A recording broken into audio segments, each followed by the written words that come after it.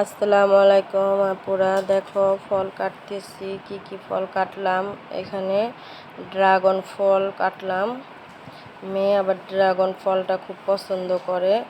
এবং ওই যে গাছের থেকে যে পেয়ারাগুলো পেরে আনছিলাম, ওই পেয়ারাগুলো কাটতে বসছি। দেখো পেয়ারার মধ্যে কি ধরনের পোকা হয়েছে। আপু একটা ফালায় দিলাম আলামি, তারপর আবার একটার মধ্যে ওইটার মধ্যেও পোকা হয়েছে, মানে দুটার মধ্যেই পোকা হয়েছে।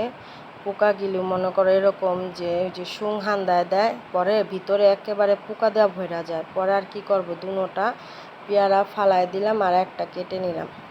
আর ওই যে দেখো আমাদের গাছের আমও কাটলাম।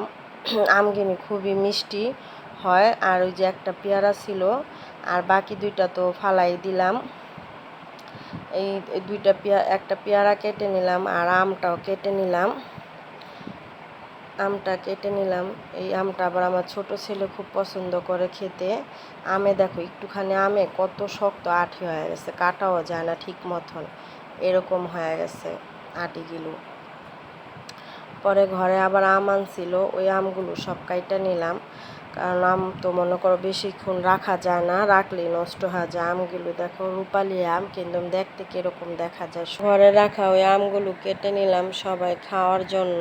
এবং এই আমগুলো আবার মনে করো বেশি দিন রাখা যায় না, নষ্ট হয়ে যায় আম কিনে রাখলে। আজকে এই তুরি, আল্লাহ হাফেজ।